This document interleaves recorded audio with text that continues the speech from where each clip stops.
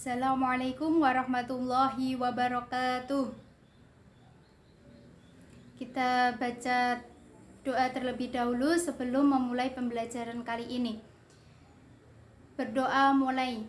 Bismillahirrahmanirrahim. Raditu billahi rabba wa bil islami dina wa bi muhammadin nabiyya wa rasula. Rabbi zidni ilma warzuqni fahma waj'alni min ibadika sholihin. Amin ya rabbal alamin. Amin amin ya rabbal alamin. Ya. Bagaimana kabarnya anak-anak hari ini? Kok lemes gitu ya?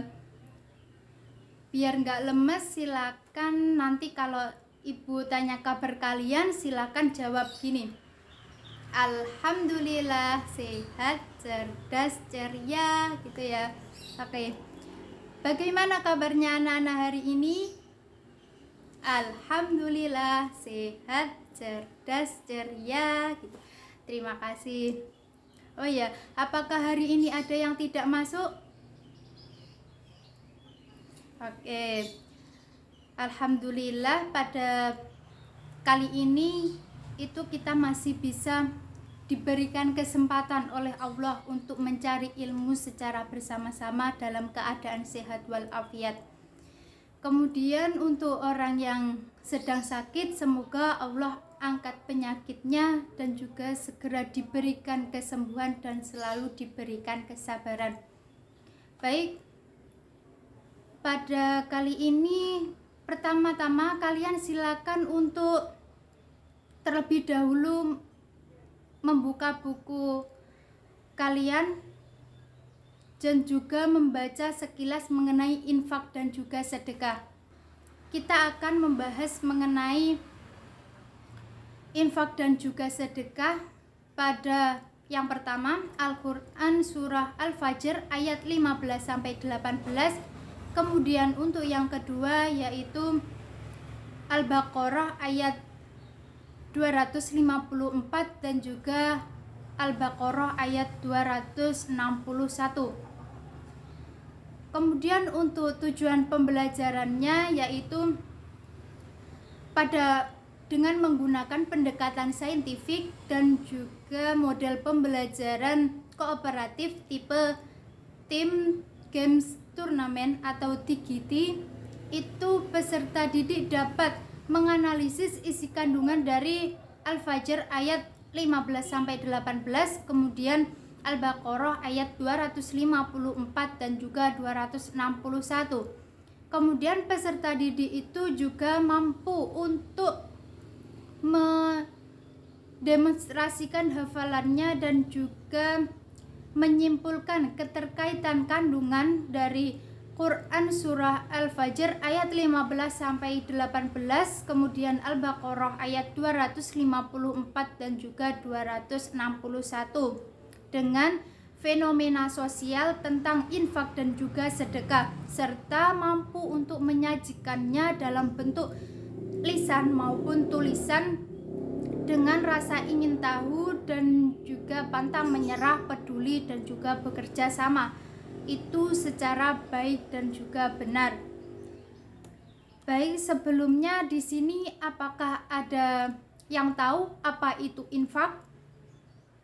Iya, infak adalah berasal dari kata anfaqa yunfiku yang artinya membelanjakan dan juga ataupun membiayai sesuatu yang berhubungan dengan perintah-perintah Allah.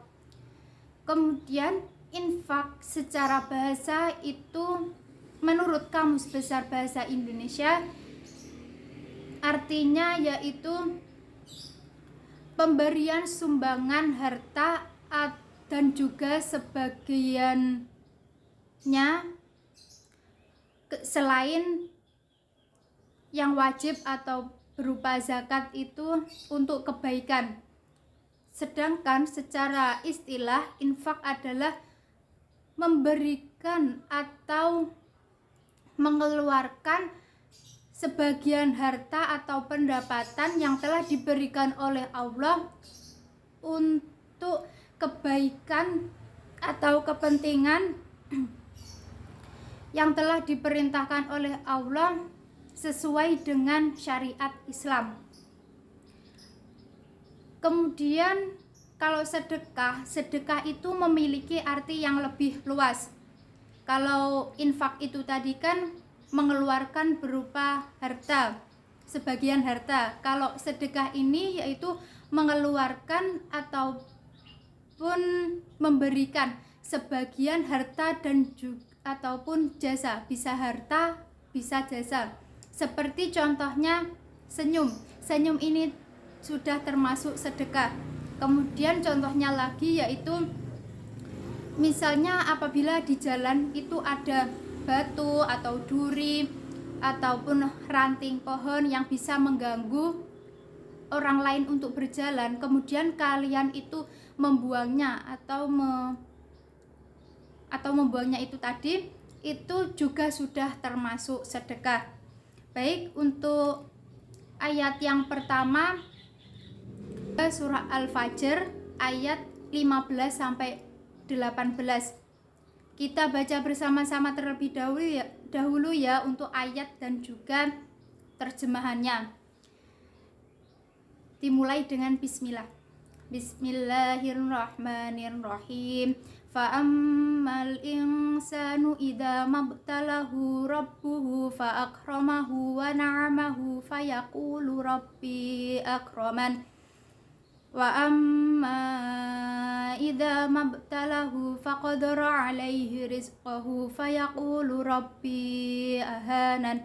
Kalla bal la tukrimunal yatim wa la tahadduna 'ala tu'amil miskin, yang artinya maka adapun manusia apabila Tuhan mengujinya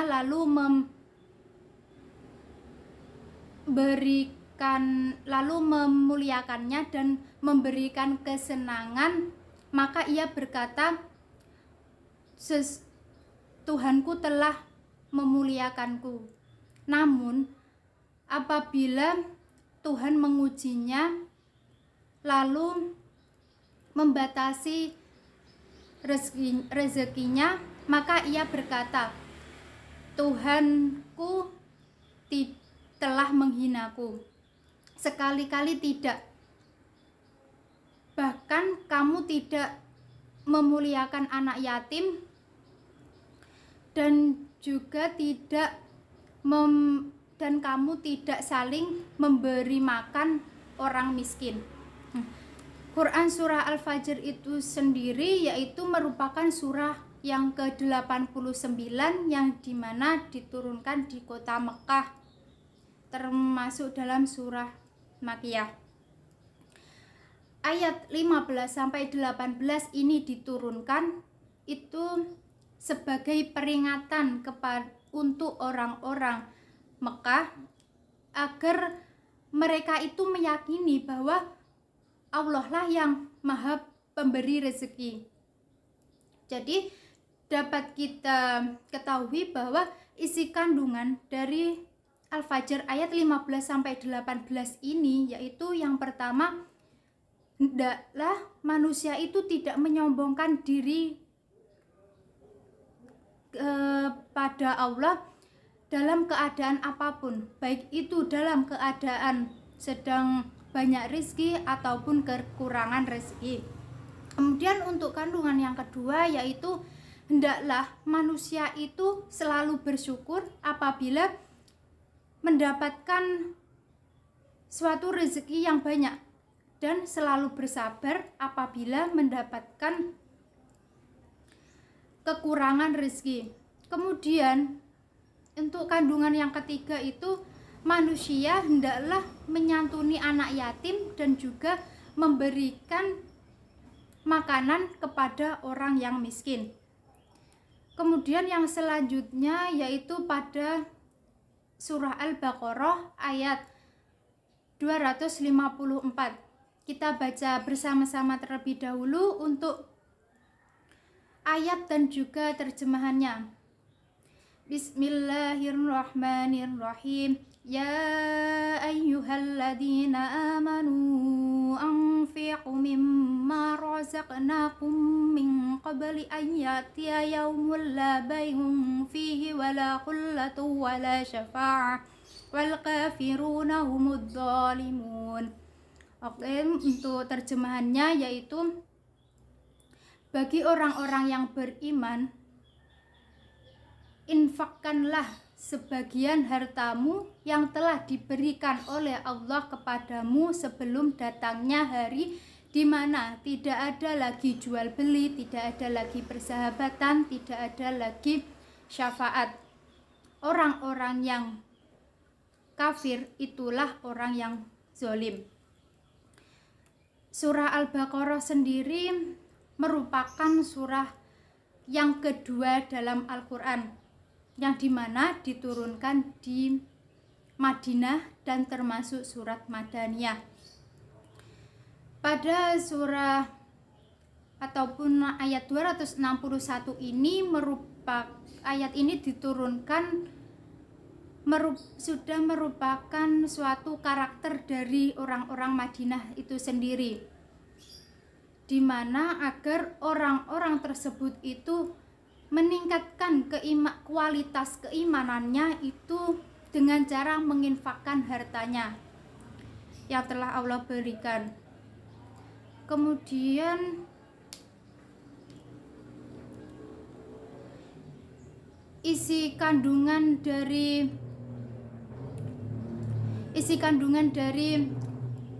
ayat 254 ini yaitu yang pertama, orang-orang yang beriman itu dianjurkan untuk menginfakkan sebagian hartanya, baik yang wajib seperti zakat maupun yang sunnah seperti sedekah maupun infak ini tadi.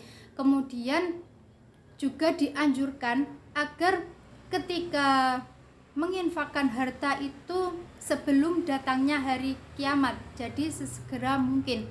Kemudian untuk kandungan yang ketiga yaitu kita ataupun orang-orang yang beriman itu harus selalu meyakini bahwa nantinya yang mampu menolong kita di akhirat itu hanyalah amal soleh.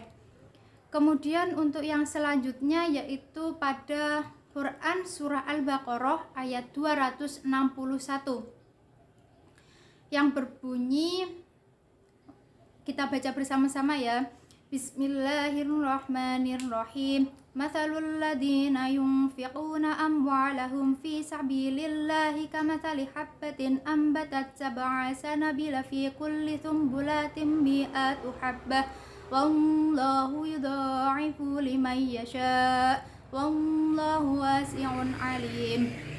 Kemudian yang artinya yaitu perumpamaan untuk orang-orang yang menginfakkan hartanya di jalan Allah yaitu seperti sebutir biji yang menumbuhkan 7 tangkai, di mana di setiap tangkainya itu memiliki 100 biji. Allah melipat gandakan bagi siapa yang telah Ia kehendaki, dan Allah itu maha luas dan maha mengetahui. Jadi dapat kita ketahui isi kandungan dari ayat tersebut yaitu yang pertama, Allah itu melipat gandakan pahala itu sampai 700 kali kepada orang-orang yang telah menginfakkan hartanya di jalan Allah.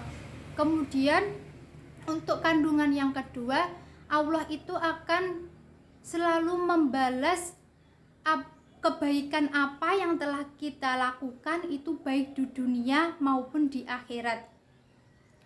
Baik, itu yang bisa saya sampaikan. Kemudian ini selanjutnya ada pemaparan video mengenai kisah teladan dari infak dan juga sedekah ini tadi ya.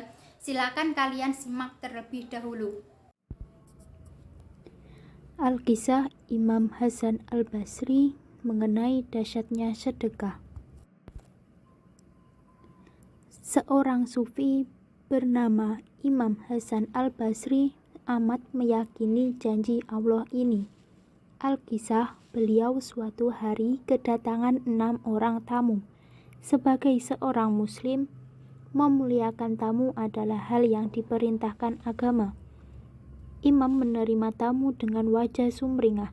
Semua tamu yang hadir ia persilahkan masuk dan duduk di kursi yang tersedia di ruang depan rumah. Usai semua tamu masuk ke dalam rumah, Imam Hasan pergi ke dapur.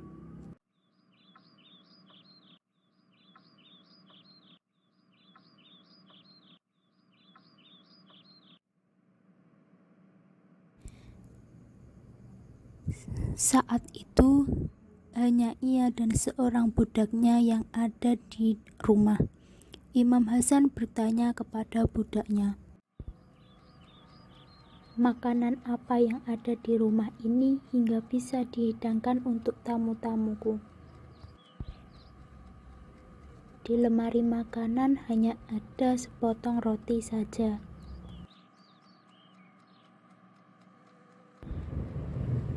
"Sudah, begini saja, bawalah roti itu dan cari orang yang dapat menerimanya sebagai sedekah. Namun, jangan lupa hidangkan dulu minuman untuk para tamuku."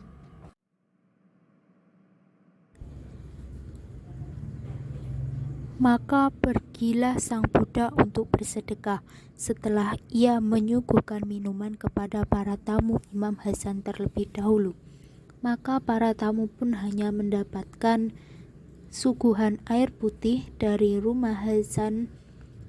Imam Hasan pun merasa gak enak hati kepada para tamunya, tapi dia yakin bahwa Allah akan membalas amalnya minimal 10 kali lipat. Biduk asa seolah menjumpai tambatannya. Sang Imam Hasan kedatangan seorang tamu lagi yang datang dengan membawa sebuah nampan. Imam Hasan bangkit dan bergegas menghampirinya. "Assalamualaikum wahai Imam." "Waalaikumsalam warahmatullah. Apa yang kau bawa?" "Ini Imam, aku membawa 6 potong roti untuk engkau." "Mungkin ini bukan untukku."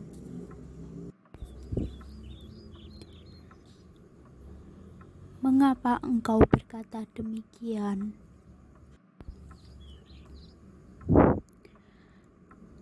"Kalau benar ini untukku, pasti jumlahnya 10."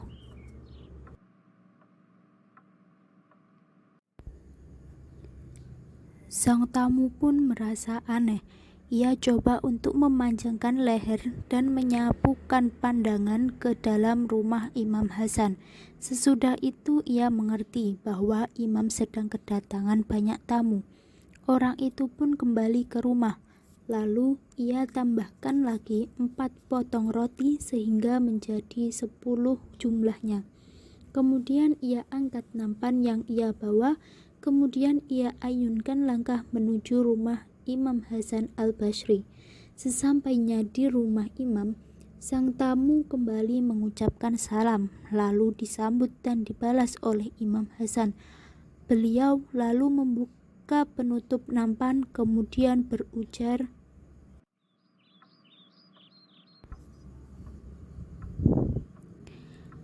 "Nah, inilah yang dijanjikan Allah padaku."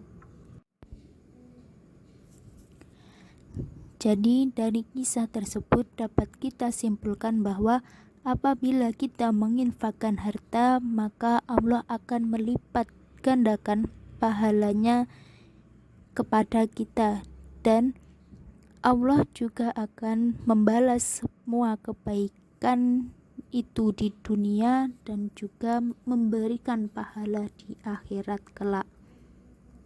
Itu tadi yaitu pemaparan video dari Ibu. Mungkin di sini ada yang bisa menyimpulkan apa maksud dari video itu tadi. Iya benar, video itu tadi telah mengajarkan kepada kita bahwa dalam memuliakan memuliakan tamu itu sangatlah penting. Kemudian untuk yang kedua, di situ Allah pasti akan melipat gandakan suatu kebaikan ataupun melipat gandakan pahala yang telah kita lakukan, kebaikan yang telah kita lakukan. Salah satunya yaitu menginfakkan harta itu tadi ya. Kemudian untuk yang ketiga yaitu Allah akan membalas kebaikan-kebaikan yang telah kita lakukan, baik itu di dunia maupun di akhirat. Oke, kemudian untuk kali ini apakah ada yang ingin ditanyakan? Jika ada yang ingin ditanyakan, silakan untuk langsung disampaikan. Kemudian untuk tugasnya silakan kalian berdiskusi tentang pertanyaan yang telah disampaikan beberapa teman kalian itu tadi. Kemudian ditambah untuk membuat 5 pertanyaan beserta jawabannya. Nanti Ibu bagi kelompok terlebih dahulu. Baik, terima kasih. Apabila ada kurang lebihnya mohon maaf. Sekian dari pembelajaran ini, semoga bermanfaat bagi kita semua. Wassalamualaikum warahmatullahi wabarakatuh.